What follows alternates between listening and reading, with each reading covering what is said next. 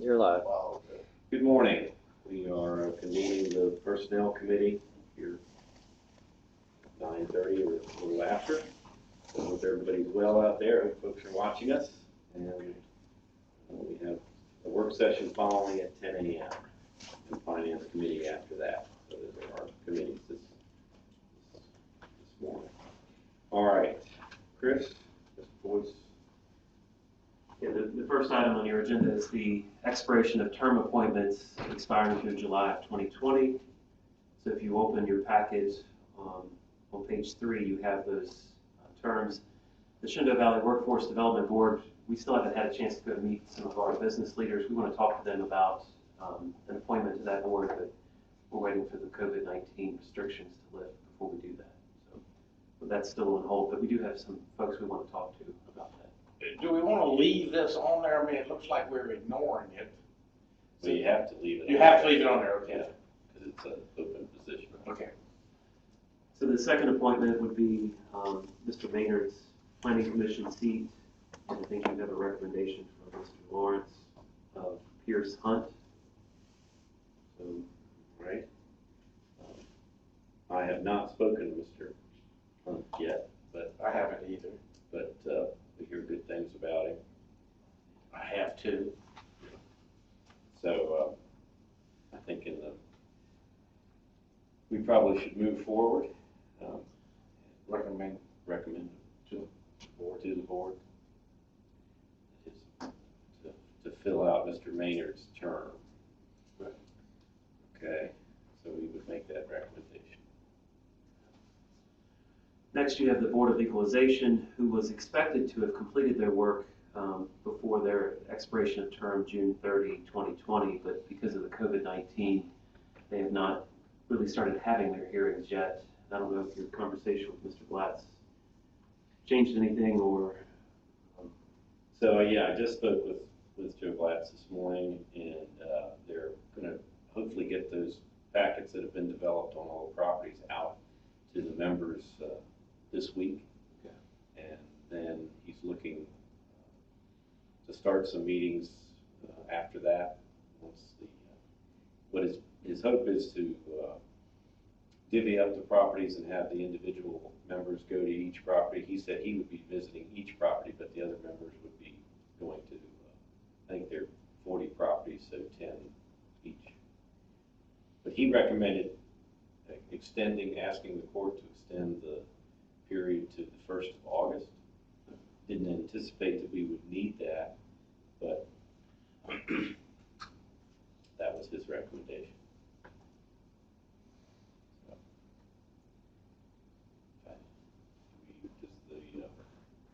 We would recommend to the board to petition the court to change that. Yes, sir. Okay. I'm good with that. Okay. Yeah, it's a pretty unusual time. Yeah, it's very unusual times. Does the law say when we have to have it done by? I looked at the state code this morning and didn't see a deadline within the code itself. If a property, if the board changes the assessment of a property and that property owner pays the full amount of taxes due by the June 30 deadline, we owe that person a refund for the difference of what the new assessment would be. So there is recourse for that property owner that may be held up because of COVID-19 to get the difference paid back. Okay. But it sounds like Mr. Blatz maybe has a plan to get that done now before the June 30 deadline. So.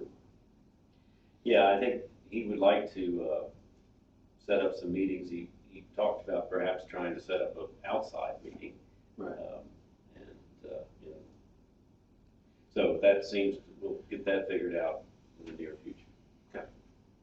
But if we recommend the board to extend it to August 1st, that should certainly cover the. And you may not need it, but That's right. It's the safe thing to do at this point. Yeah, it's an important process, for people to be heard and for us to look at their properties and see if they need readjusting. Okay. Next appointment would be to the Sanitary Authority. Mr. McKay is Mr. Welliver. He's willing to do it. with the understanding that he may miss a meeting or two, which, because he travels some now, he's retired. He brings an incredible amount of expertise to the commission, or to the authority. Good, well, I'm glad he's agreed to stay on, and And I told him, you know, because he said, now suppose I just get to the point I'm like missing too many and I've got to resign. I said, well, that's fine. Understand, I'll make sure that everybody understands that's a possibility. good, and if he would, if and when that time comes, if he would help us find a replacement, I think that would be helpful. Said that he didn't know of anyone, but he'd keep his mind open for someone. Good. All right, well, we would recommend him to continue reappoint Mr. Welliver. Next would be the Lord Fairfax Community College Board, a seat that's being vacated by William Daniel, and he's not eligible for reappointment because of the term limit.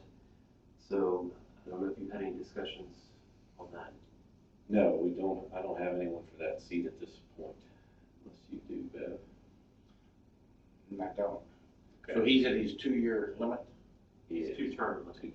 Two-term, oh, I didn't realize that when I. He's currently the chair of that board, I believe. Yeah. So, all right. So we need to find someone for your next personnel committee in order to get someone appointed before the term expires. So Okay. we're going to try to. So we got to do it next. We need to focus on Okay. All right. finding Well, someone. Okay. Yeah, I've had a couple conversations, so I'll follow up on those. Okay. All right. Next would be the Regional Airport Authority. Did you hear back? I did not. I spoke to a person who was very interested, but I haven't heard back. So, That's a June 30. so we could do that in June as well. Right. Okay. Well, let's do that. I think this person's interested, but I don't want to appoint them without having talked. And then for July, you have the Board of Social Services. You've got a little time on that, but did you want to reach out to Mr. Dodson? I will.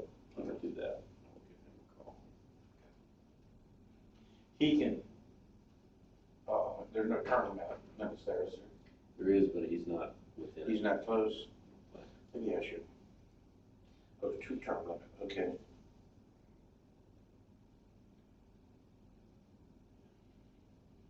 Yeah, he would be completing his first term. He's currently the chair of that board, I believe. I think that's right. Okay, so You're going to give him a go ahead. Yeah, I will call him. Okay.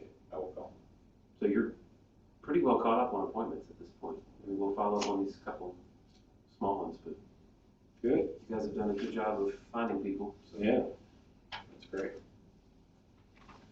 Okay. So the other item today is our discussion of the broadband.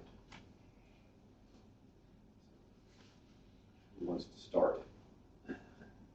I can start. You all should have a one-page handout. We do. Provides background information on broadband implementation committee, how it was formed, what they've worked on. They've been in existence for almost 3 years now. You all created this committee in late winter or early spring of 2017, initially to collaborate with broadband industry representatives, which was one of our recommendations in the telecommunications infrastructure and broadband study that was produced by the Atlantic Group. And their initial charge was to begin that collaboration by issuing a request for information to solicit input and recommendations from different telecommunication providers. The committee was composed, or is composed of 2 board members appointed by the chair of the board and 2 planning commissioners that are appointed by the planning commission chair. And their first meeting was held on May 23rd, 2017.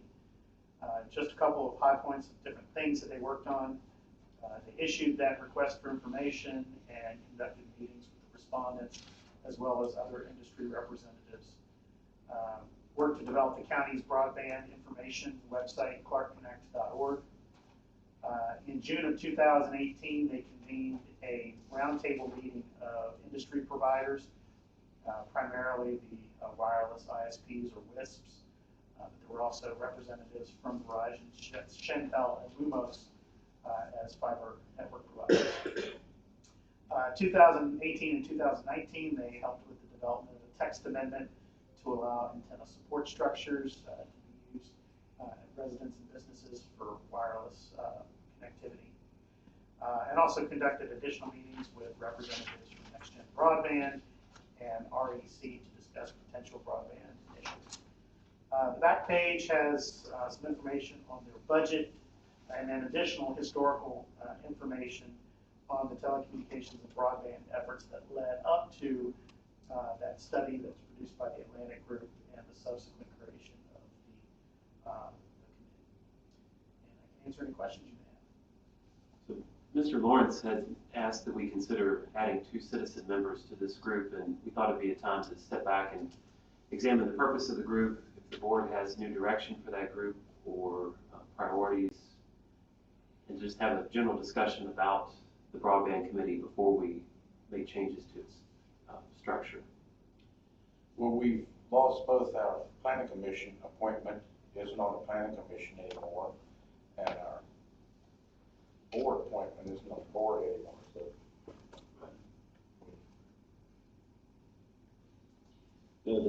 we definitely need to make some changes personnel-wise. Well, you're on the committee, Bev. What's the feeling of the committee as far as their next steps or opportunities? It's been so long since we've had a meeting that we haven't discussed the next step. Is that your take? That's my take. Our last meeting was in December, and that was set up to meet with representatives from Visual Link to hear about a new product offering that they had. Prior to that, we met, I believe that was in the summer of 2019 with REC to discuss any potential broadband projects that they may have. And I think they've changed some of their attitudes, haven't they?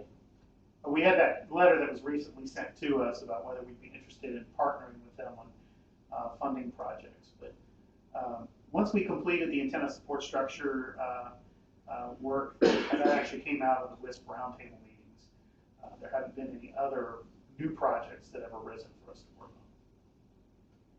on.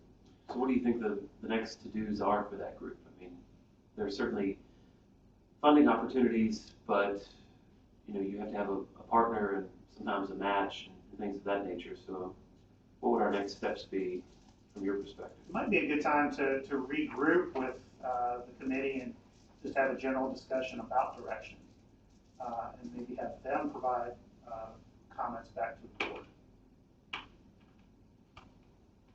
Yeah, I mean, it's such a critical issue for the county and for citizens that I think it would be good to have a group that was available. Now, quarterly meetings might suffice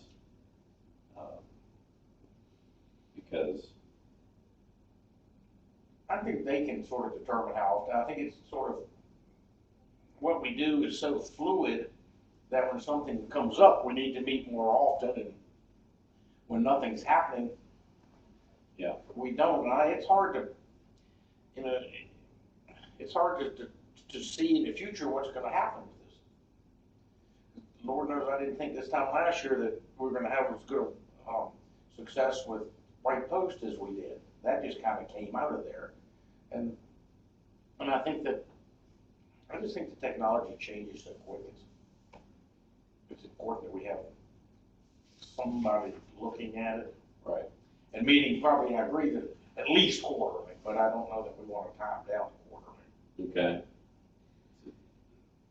So is the general direction from the Board of Supervisors to this group to work on and focus on finding ways to expand broadband into the rural parts of the county, to recommend policy changes and or funding structures that they see may help with that implementation? Or I mean, what do you want them working on in general so that we can give them some focus? I agree that they need to come back to you all with maybe recommendations, but what is the purpose of the group as you all see it? Just so I can have that clarity.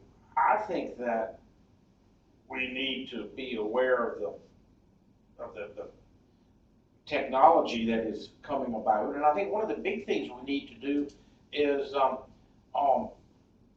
try to make people in the county aware that just because of the fact that you were told 6 months ago you couldn't get internet access through a WISP or whatever, that you might be able to now, because it changes that rapidly.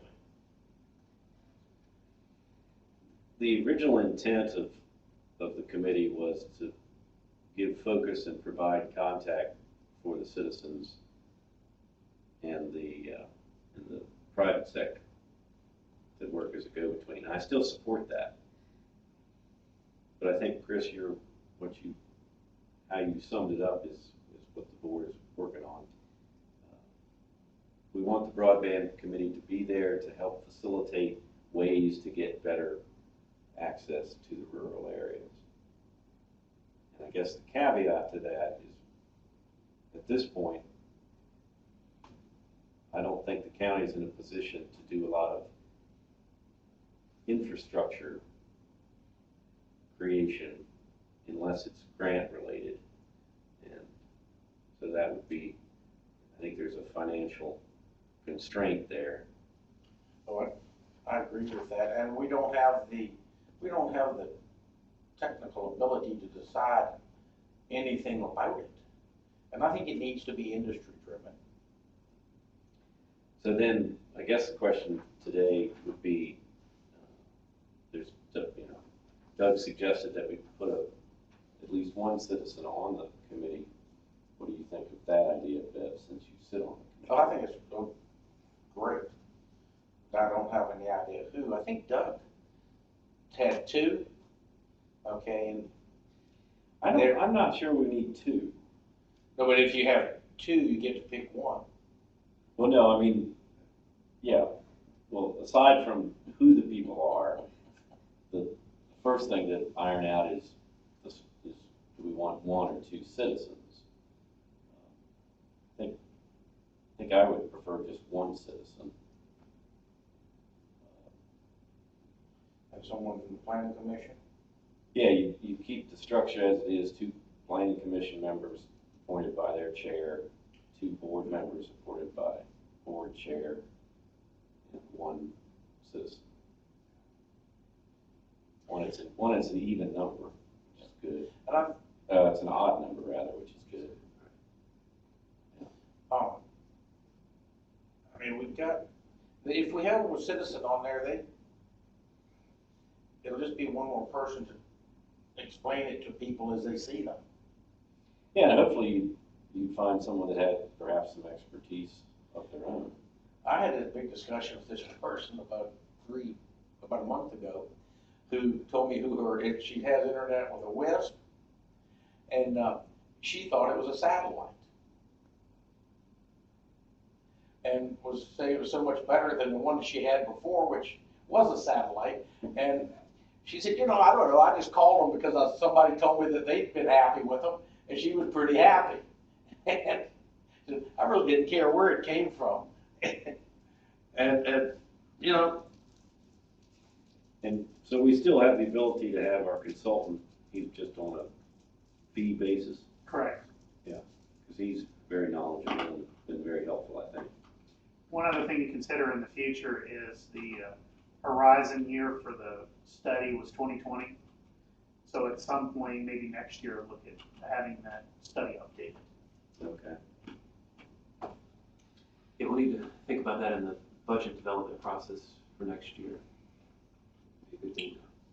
So I think if you're okay, we'll put on the June Personnel Committee agenda the appointment of a citizen to this group, and then ask that the Planning Commission chair and you have named the 2 replacements that are needed for that group. And then in June, you'll have all that laid out, and then that group could then meet after, just have an initial meeting in July or sometime this summer. Are you okay with that? Yeah. One more question I have is staffing of it. Currently, Brandon does that. Is this an economic development portfolio? Brandon content staffing it?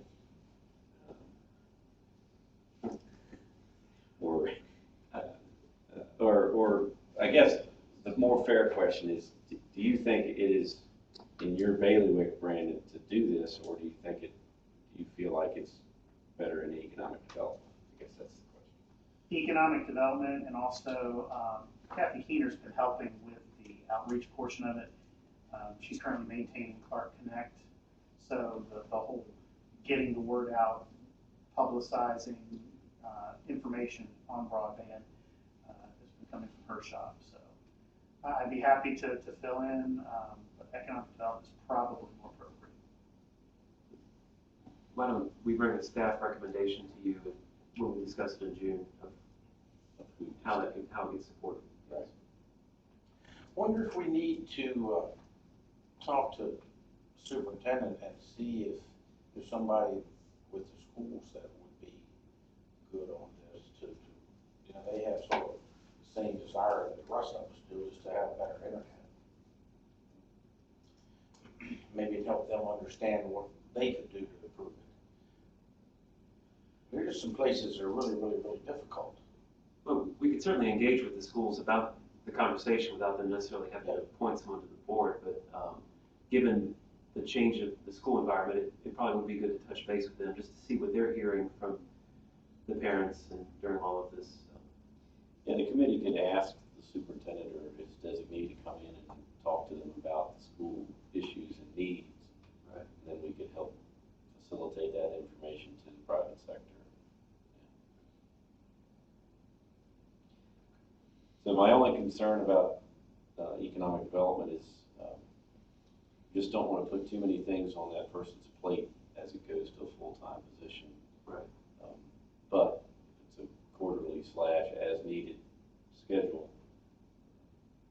Anyway, that's something to think about as you. Yeah, no, I think Brandon and others and I will have a discussion about the duties related to this as far as staff and then how they get divided. It may not be just one person, as he mentioned, but obviously needs a lead person, and we'll talk about Yeah, and we want to have the coordination between zoning issues, and we need to have that. He didn't get out of that part. We would definitely still be involved with any ordinance changes. Yeah. So. Okay, no, I think it's an important committee, and it's good to review it. And that's interesting. The study needs to be reviewed again. So, but I agree with Bev, and that's what we're really banking on as a small community, is that technology will give us the answers that we need, because we simply can't afford the old-time infrastructure costs. So. Okay. I think the advancements in technology is one of the problems with expansion, is that nobody wants to invest millions and find out the technology they just invested millions is obsolete. Yeah, that's right. Catch-22. Okay, good. Well, thanks for bringing that to our attention, clarifying. Other issues for personnel this morning. One update that I had mentioned previously, that the governor had changed the state holiday schedule and had removed Lee Jackson Day and replaced it with Election Day. We do think that is going to take place this year. So you have in your personnel manual those holidays listed, although you do say or as the governor directs. So we'll update the personnel manual when we do a normal update. We'll include that change of holidays, but just wanted you to be aware of that. This November, employees will have all, it looks like, for the election. So. Okay. Well, we should remind employees that they won't have that Friday off. Jackson Right, did, yes. because I'm sure that's been planned and all that stuff. Right. Yeah. Yes. We have no other updates. Okay. Well, I hope the folks that take Election Day off, I hope they vote. Hope they do what it was intended for.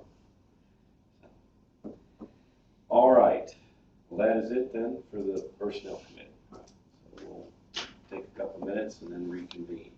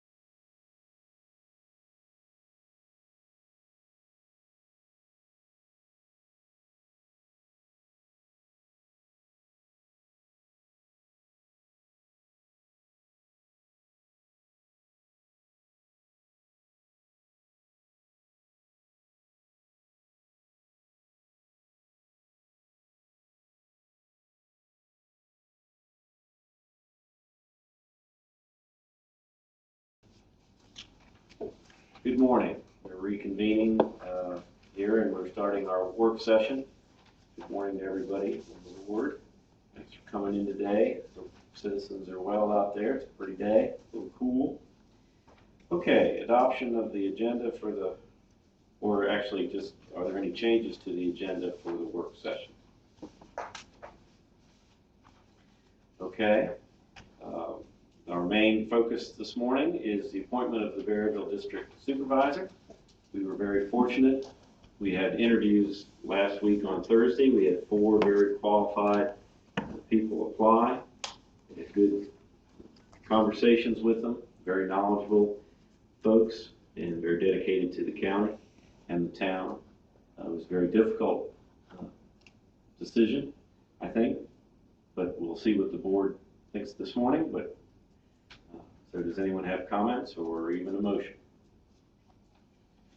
I would make the comment that it was a hard decision. You know, I mean, it was good that you have all these people that are, you know, several individuals who took the time and the energy to step up, and they all had different strengths, and so that made it not the easiest choice. I thought it said a whole lot about the citizens of Clarke County that we had wonderful people and very capable people applying.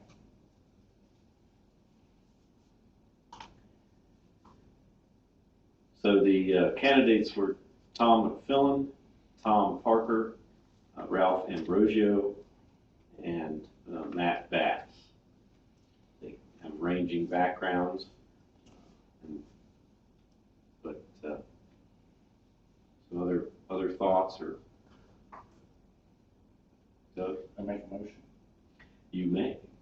I'd like to move that we appoint Matt Bass to fill out Mary Daniels' term on the Board of Supervisors.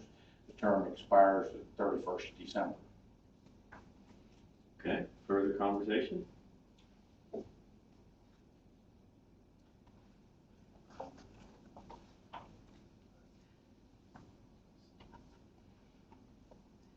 Mr. Bass, I think he's a lawyer, and following in the tradition of Mike Hobart and Mary Daniel.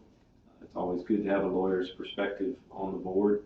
That was not the only factor in my decision. I think part of the board's responsibility was to look at this appointment through the eyes of the folks that live in Berryville. And that's a unique district. And so for myself, I felt that Mr. Bass met those qualifications, that he will represent that district well, knows it well. He grew up here in Clarke County, went to school here, went away to law school, but then has returned and is raising his family in Berryville.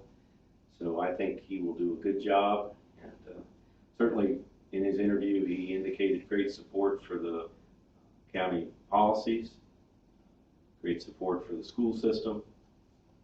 And so I think I really felt that he was the fit that Berryville, he would continue to represent Berryville as it has been represented most ably by Mary Daniel. So that was why I chose to support him. The others were very qualified people, had shown great leadership in the county and worked hard for the county.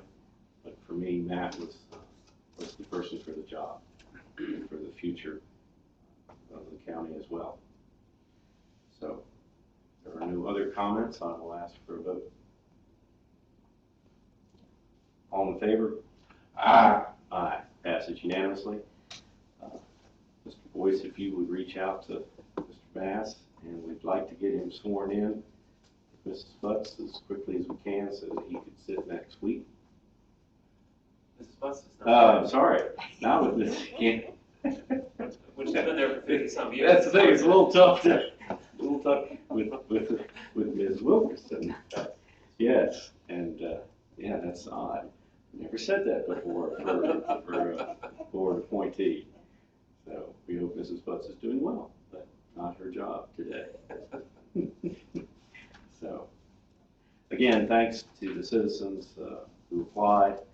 We hope that Matt hits the ground running and you all will be able to find his information on the county website pretty soon. So, okay. And thank you to Chris and everyone else who worked so hard to get those interviews scheduled in this odd time. We appreciate the extra work that you all did a nice job. Okay, the second item is a closed session.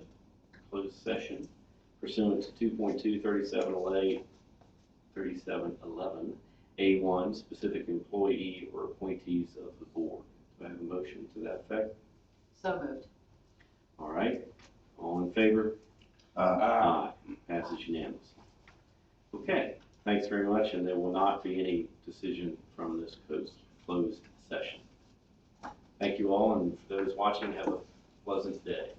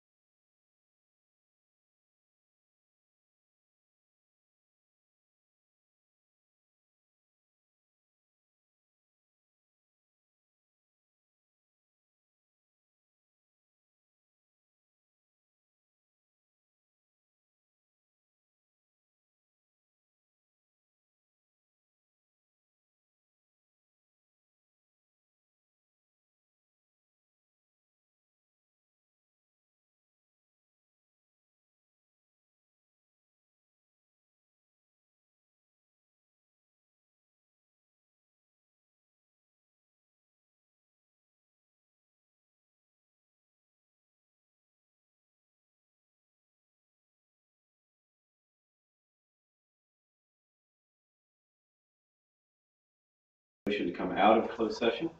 So moved. All in favor? Aye. Aye, passes unanimous. And then, Mr. Boies, if you would read the motion for the Certification of third session. certification. Thank you. Whereas the Board of Supervisors of Clarke County, Virginia has convened a closed meeting on the date pursuant to the affirmative recorded vote and in accordance with the provisions of the Virginia Freedom of Information Act. And whereas Section 2.2-3700 of the Code of Virginia requires a certification by the Board of Supervisors of the County of Clarke, Virginia, that such closed session was conducted in conformity with Virginia law. Now therefore be resolved that the Board of Supervisors of the County of Clarke, Virginia, hereby certifies that, to the best of each member's knowledge, 1, only public business matters lawfully exempted from open meeting requirements by Virginia law were discussed in the closed meeting to which the certification resolution applies, and only such business matters as were identified in the motion convening the closed meeting were heard, discussed, or considered by the Board of Supervisors of Clarke, of the County of Clarke of Virginia. You need a motion to that certification and then a roll call vote on it. All right. Can I have a motion to that certification? So moved. Mr. McKay. And roll call vote. Aye. Aye. Aye. Okay. Is there any other business before the work session today? Okay, we are I adjourned. want Mr. Lippy to give. Oh, I'm sorry, I forgot you again. That's not necessarily a bad thing. Mr. Yes, Director Lichty, would you give us an update? Yes, sir. So as of right now, we have 16 cases of the COVID here in Clarke County, according to BDH. We updated the damage assessment for the FEMA stuff, which is the 75-25 grant. We're roughly about $23,000 approximately as of right now. That period, which was supposed to end 6 June, has now been extended to the end of August. So we can accrue additional costs through that time that's eligible.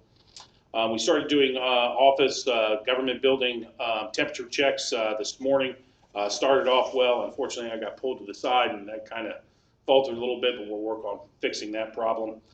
We do have a small outbreak in one construction area that we're dealing with the building official and the construction company. We started last week our Assistance to Firefighters grant supplement, which is specific to COVID stuff. So we've started working on that grant. We're still good on supplies as long as we get the supplies that were ordered. I'm sure that everybody read in the paper that Northern Virginia's large order, which we had an opportunity to get on and chose not to. We were a little bit concerned about putting all of our eggs in one basket. Unfortunately, that large order got swallowed up by FEMA. So they're still kind of waiting for stuff. So as long as we get our stuff that was supposed to be here in the middle of this month, we should be pretty good. We're holding strong. Still working on the pandemic plan, which is an annex to the emergency operations plan. Hope to have that completed and ready for the board to start reviewing it next month.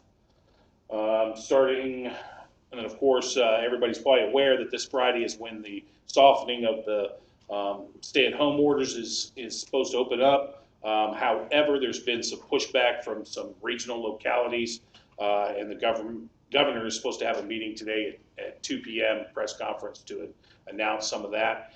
So that'll be interesting to decide. Big push one on that one is Northern Virginia. They feel they're not ready to open up. The question there that has been raised by other localities is who doesn't have a COG region like Northern Virginia does, how do they decide? How does that all come together? So that'll be some interesting questions that'll hopefully be addressed this week. I'm not sure, I didn't hear, the localities don't have a call, what was the word you used? Coalition of government. Coalition of government, yes. So the concern is whether you're making a regional decision or each locality is making their own individual. And I think there's pluses and minuses to that, but I certainly think we want to retain our ability to make our own decisions in Clarke. But when you have, the Northern Virginia communities are so tied together with Metro and other things that it does maybe make more sense for them to make a regional decision, but out here we have the ability to isolate a little better, I think. Thank you, I just missed the word. Thank you, and I hope the morale of both volunteers and paid staff are pretty good in this. Yes, our volunteer hours have been absolutely outstanding. I think it was 2,700 hours last month. I think we're at 3,700 this month for volunteer hours. This is May, so April. So we're doing outstanding in that department. Absolutely. Great. Oh, and then additionally, we received $20,000 as part of the bailout stuff for our Medicare, for our EMS billing portion. So, and all we had to do is we just have to show that we've had a loss in revenue, which we have, for that contribution. So we've received that. Yeah, it's an interesting puzzle, how your call drop volume drops in the midst of the pandemic, which makes you question the initial call volumes as to whether or not folks could get away with not calling in the first place and that kind of thing. We don't want people to not call 911, obviously, if they feel they need it. Right. It's an interesting dynamic. Yes, sir.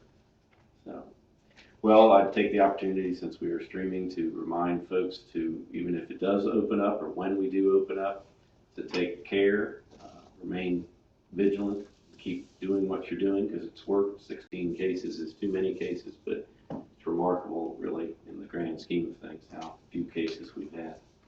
So we thank you, and please pass the board's thanks and appreciation on to all the volunteers and the paid staff as well. I was. Thank you. Okay. All right. Now, being no further business, we are adjourned, and finance will reconvene in about 2 minutes. Okay, thank you all.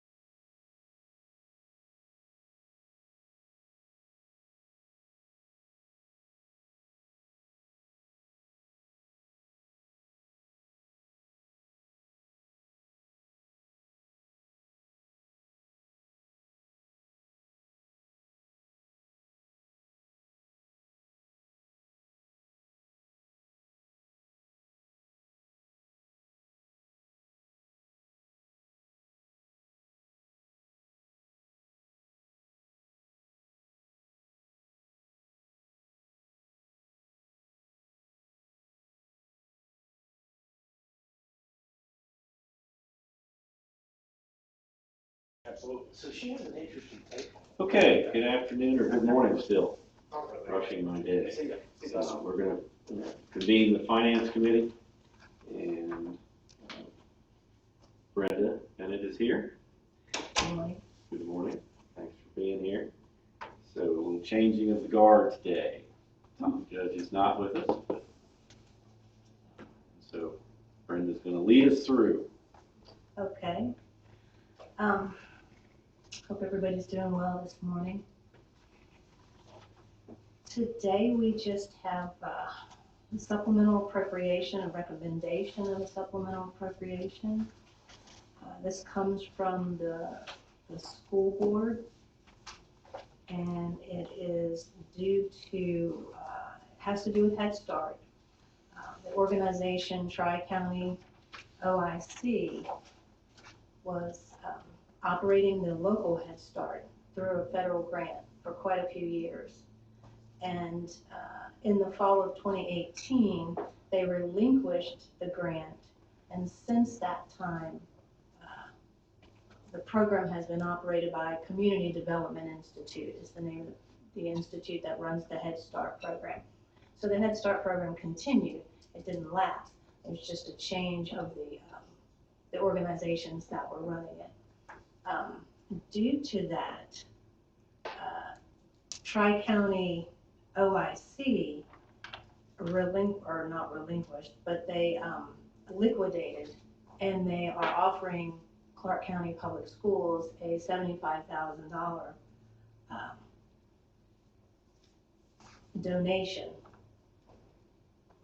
So the school board is asking that we accept this donation in the form of and provide a supplemental appropriation to provide for the use of those funds. There are restrictions, not a lot of restrictions, but there are a few restrictions on the use of the funds, being that they want them spent for school capital type of expenses at the elementary schools, rather than just wide open and broad. They are asking that they not be spent on personnel, but they be spent for direct reimbursement to the student activities. I don't know if you guys have any questions about that.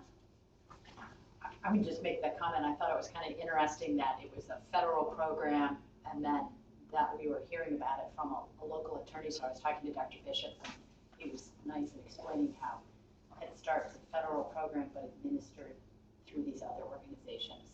And that, you know, it takes a long time, and so even though they shut down in 2018, we're just getting to this. I think Dr. Bishop's recommendation to put it in the capital fund helps us to ensure that it doesn't get used for personnel. So it's the safest way to, if that money gets spent 2 years from now, we can ensure that it's in compliance with the donation letter, because the capital funds can't be used for personnel, obviously. So Right, it would be much easier to track it that way, like you said. And that way we can just follow it through, whether it's the year or a couple of years, as you said. But those expenditures won't be coming back through this committee, they'd be within the school's budget, and the schools would be. Yes. Right, okay. So we're receiving, for, in layman's term, we're receiving a $75,000 donation that it has to do with the dissolving of Tri-County OIC.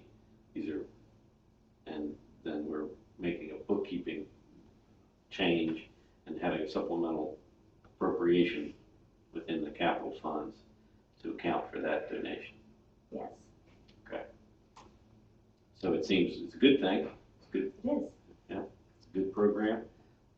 It's good that it's continuing, and appreciate the donation. So would we support this resolution for the recommendation to the board? Okay. Yes, we will move that to the board as written. Okay. Also, part of the agenda is the bill and claims, which consists of the invoice history report that you all should have. And this is I guess a standing report, but I would like to point out that we are tracking the COVID-19 expenditures, and we are indicating those. You'll see some of those. I think the first time they appear is on page 13, and they're indicated with under the full description column with the wording COVID-19. Some of the description may be CV for COVID costs. Just to kind of give you an idea, on that page 13, it's 1, 2, 3, 4, 5. The 5th highlighted column down under emergency medical total, that consists of $627. Do you see that? Mm-hmm. Yes. And that's marked COVID-19. Yes. Okay. Good. Question then, I see on page 12 Mhm. that we got some hand sanitizer from Catoctin Creek Distilleries. Right. Would that be a COVID expense? And that, there were a couple of items actually that I had earmarked to talk to Brian about to make sure that whether he can include those or not. There was a couple of other items that I wanted to make sure that he had captured in his expenses for reimbursement, and that was one of them that I'm going to clarify. And I can actually answer that and let you know when I get that answer from him, whether he's included that one or not. There's several throughout here, but I'm not sure about that specific one. Okay. Yeah, I think the more we can keep track of, the better. That's good that you're calling it out in this report, so it's easy to find. I know that Mike Legg is working through purchasing and procurement, working with Brian, so if there's anything related to COVID, he's working directly with Brian to make sure those costs get captured. And then Emily in accounts payable reviews these, and now I've begun to review them to pick out anything that looked like maybe it didn't get marked and somebody did mark it as COVID, but it should be. So trying to kind of go through a couple of steps so we can include everything that we possibly can to get reimbursed. Good. Do we have any questions on bills and claims, or?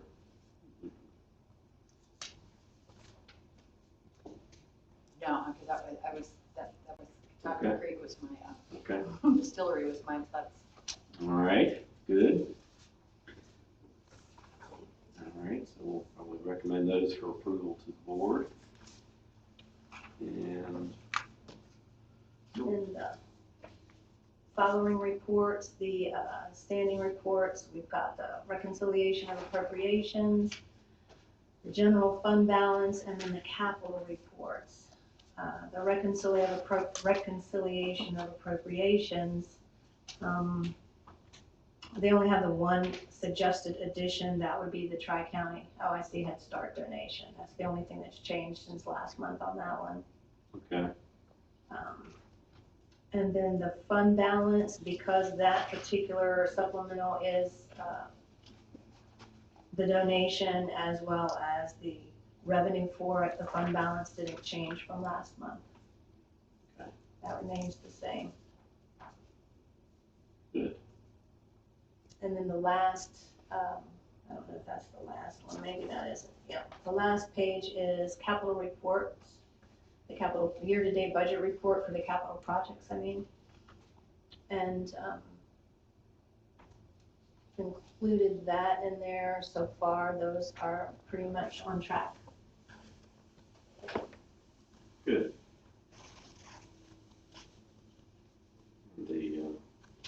Have the school's been able to do some work in their building? They have. Good. Yeah. Good. So that balance continues to drop then.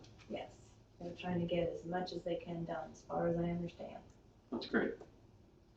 Unfortunate circumstances, but glad that we're able to take advantage. Good of a bad situation. Right.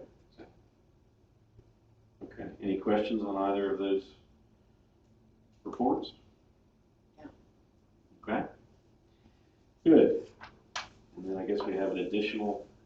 Yeah, Mr. Chair, we would ask that Director Lichty address the committee about improvements to county facilities as it relates to COVID-19 and potential reopening. We apologize for not getting it on the agenda. We're waiting on the vendor's quote back to us, so we just received that in the last couple of days. So I'd like Director Lickey to talk about the work that the vendor is proposing to conduct, and then we can talk about a potential supplemental resolution to fund it. Okay. Director. So many of the CDC guidelines recommend two different phases or two different wordings you'll see in the CDC recommendations is sneeze guard protection or barrier protections on any type of service windows. The easiest way for me to explain that is when you go to a convenience store like a 7-Eleven or something like that, you now see the sheets of plastic that hang down from the walls.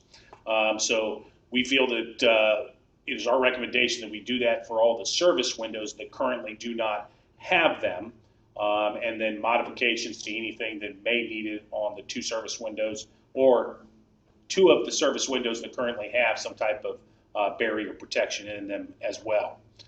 So the quote that we have is to install those barrier protections on the Treasurer's Office, Commissioner of Revenue's office. There is the town of Berryville in the quote, but we just did that as a courtesy to them. So, obviously if we did it, it would be removed or we would build the town. The building department, and then modifications made to the voting and the zoning windows to meet the requirements or the recommendations set forth in the CDC. So. You also did social services? Social services as well, I'm sorry, yes, sir. So we've discussed for a number of years putting up those, not CDC windows necessarily, but windows on those spaces. Will these remain after the crisis, or are they not designed for that? No, they are permanently affixed and they are eligible for the FEMA disaster 75-25 reimbursement Okay. because they're protective measures. So after the crisis, you might remove whatever you're adding to the windows that already exist? No, all of it would be permanent. It would all be Permanent, yes, sir. So there's no, okay. I'm not visualizing it right, but what are you doing? Let me ask it a different way. What are you doing differently to the windows that are already there? Okay, so a service window that has no protection in it, like we'll take the building officials, for example, is there be a piece of glass put in there very similar to the county administrator's office with, depending on the department's need, would have some type of speaker portion in the center where some holes so people could speak, and then depending on the opening at the bottom, there'd be a small opening, like the building official has to have slightly larger because of plans submitted, things like that. Yeah. So that's basically the makeup of all of these windows. Okay. And then planning and zoning, what's the modification? Is to basically a sliding window. Yeah, still have the sliding portion, but be able to keep that window closed, but still have a pocket open at the bottom to where they could just slide papers through without having to open an entire half of You'd be adding the a window. document slide and the speaker to that window that doesn't currently have it. Okay. Currently, you'd have to open that window completely to have a conversation. Yes. So this modification would allow that sliding door to stay closed. Okay. Good. And so you'd have the same uniform look in every one of those departments where there's a slot to submit documents at the bottom and then the speaker box. Okay. Yeah, I guess what I was getting at was, are these going to look temporary? They're going to be permanent. They're going to be permanent. No, and I would refer that to what's in the county administrator's office upstairs, Right. very similar to that. Yes, Right. sir. Okay. At Parks and Recreation, because of the openness of that counter and the curved nature of it when you walk in that door, they're going to use a piece of temporary plexiglass it's standalone.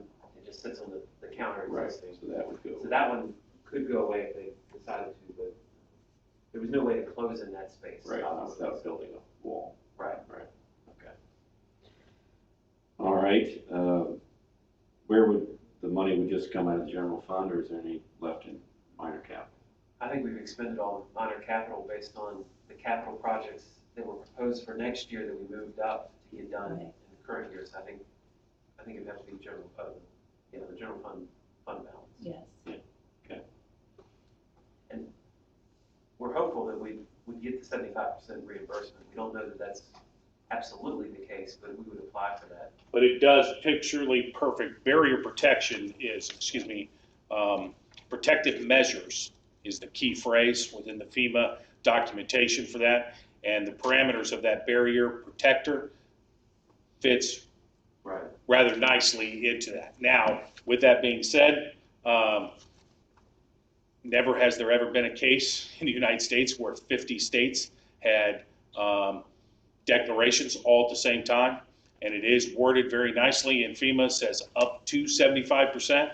It has always been 75% once they approve it. However, I do not know how the entire nation is going to affect that 75%.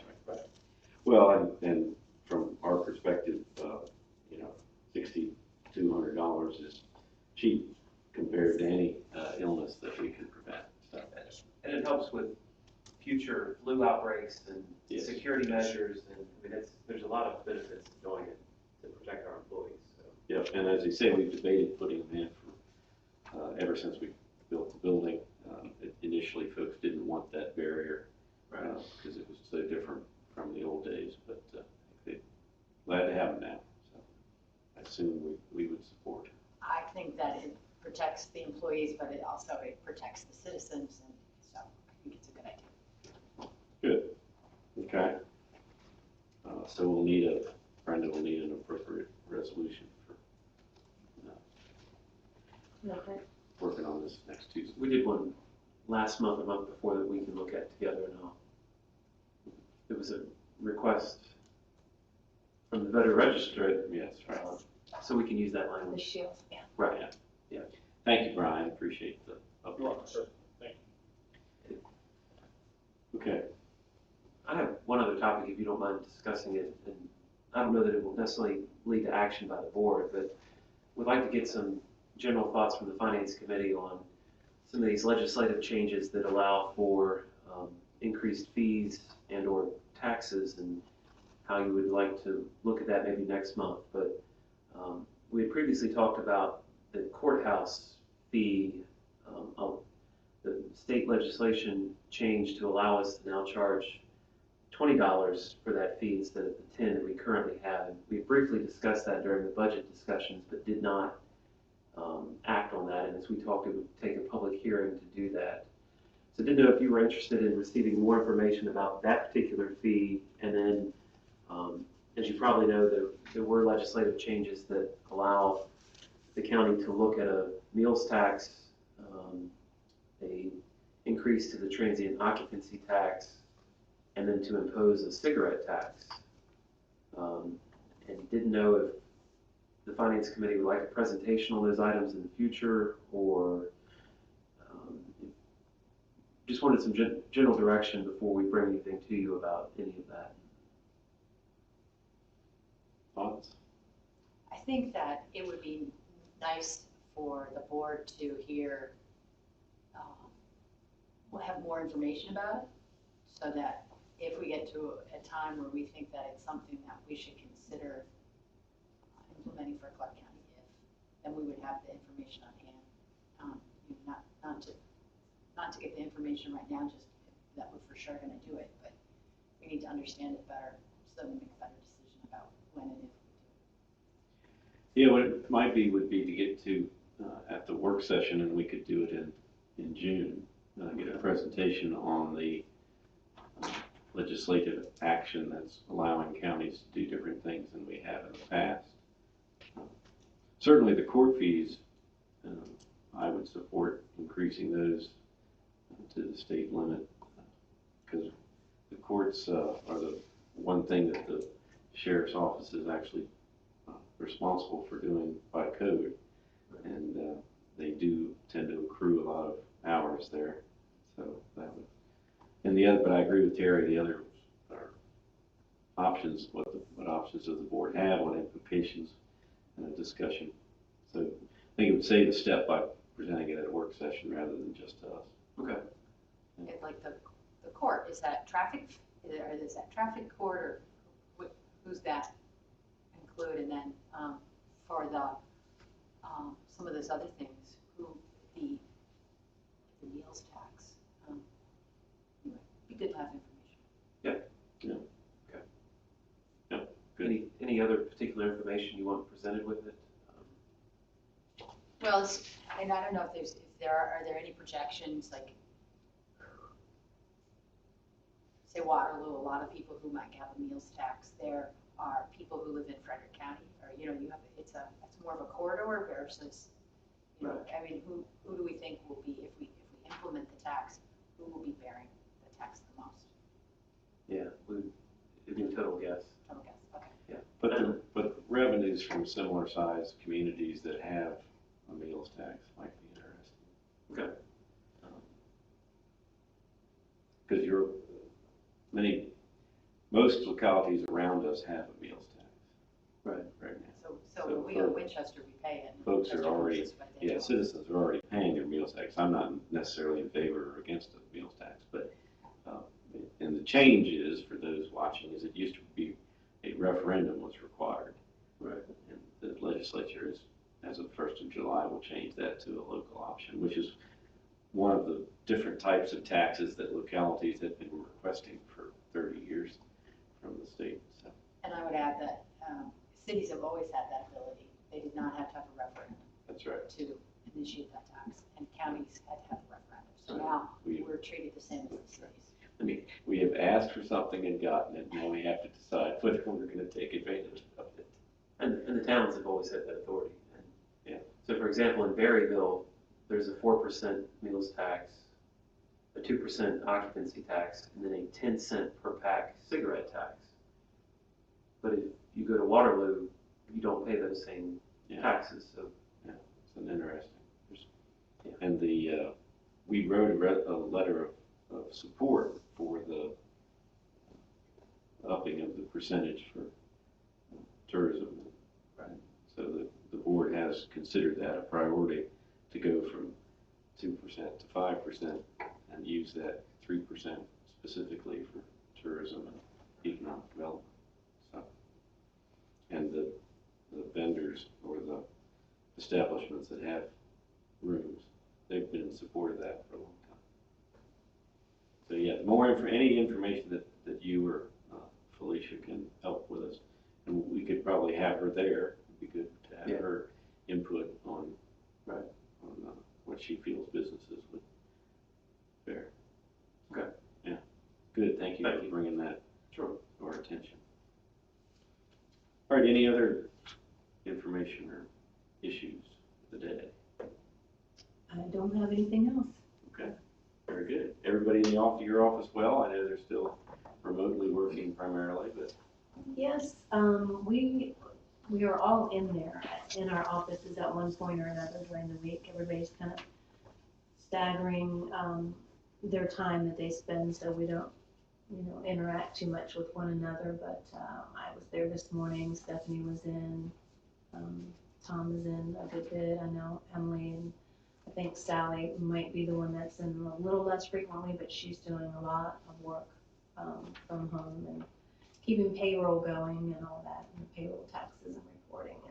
And I know up at purchasing, Mary and Mike are alternating, so that office is usually, there is someone always in that office as well, so. good. We appreciate everybody keeping the wheels moving. And I'm glad everybody's safe and doing well. All right, any other issues? Okay, we are adjourned. Thank you all.